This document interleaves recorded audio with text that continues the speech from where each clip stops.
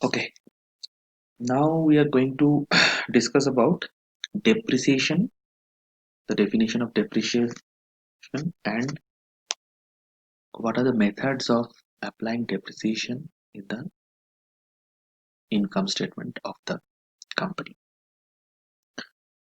So, depreciation is basically a non-cash expenditure. Non-cash means there is no cash outflow as a result of this depreciation, but it is an expense in the income statement of the firm. Why it is an expense? Because for fixed asset or long-lived assets, there is a useful life which is normally more than 1 year. Now, as time goes on, this useful life, the remaining useful life comes down. So, with every year, some of the part of the asset's economic value is being eroded, and that is actually taken in the income statement as an expense, non-cash expense called depreciation. Okay, so basically depreciation is actually the use of the economic value of that particular fixed asset or a long-lived asset in that particular accounting year. Now, how we are going to calculate how much that asset has depreciated or actually eroded during that accounting year. Now, depreciation is a common uh, what can I say?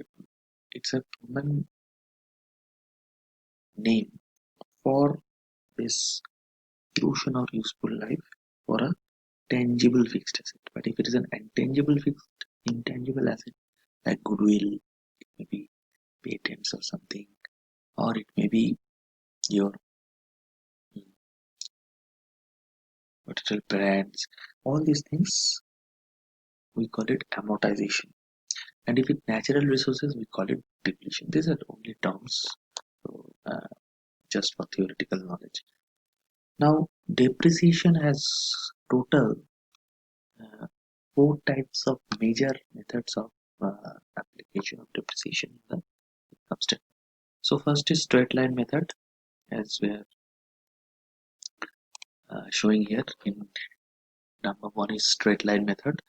Number two is accelerated depreciation method. Number three is declining balance method. Actually, declining balance method is actually type of, you can say, accelerated depreciation method, and so, and fourth is,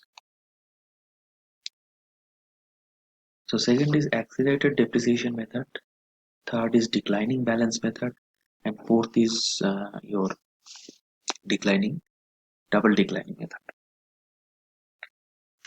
Now let us start with the straight line depreciation method. The straight line depreciation method is very straightforward. Now, when we acquire an asset, fixed asset in the farm, there is an initial cost. So at that beginning, the value of the asset or the cost of the asset is same. As time goes by, the we depreciate the asset in the uh, income statement, and how much we are deducting in the income statement, so that gets deducted from the cost, and the carrying value is retained in the balance sheet. So if let's say I have brought a machinery for 1 lakh 100,000 in year one and 10,000 is the depreciation. So after 1 year, carrying value in the balance sheet will be 90,000. Now the fixed asset is a balance sheet item, and depreciation each year will be charged in the income statement as a profit and loss or operating statement.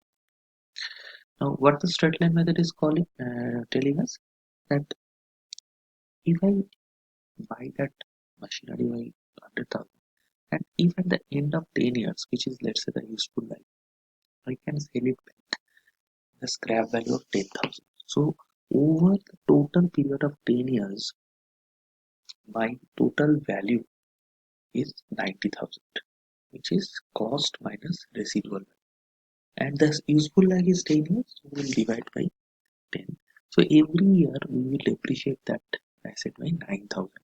Straightforward method, cost minus residual value divided by useful life.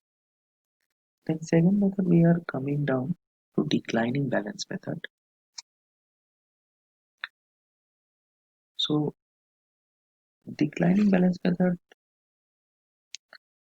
every time we are actually reducing it by a percent, reducing by particular, let's say in first method we have reduced by 9,000.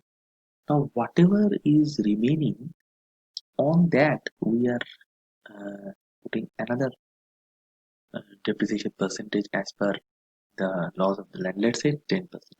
So first year we will reduce it by 10% of 100,000, which is 90,000. Again second year we will reduce by 10% of 90,000, which is 9,000. So every year the depreciation amount will come down.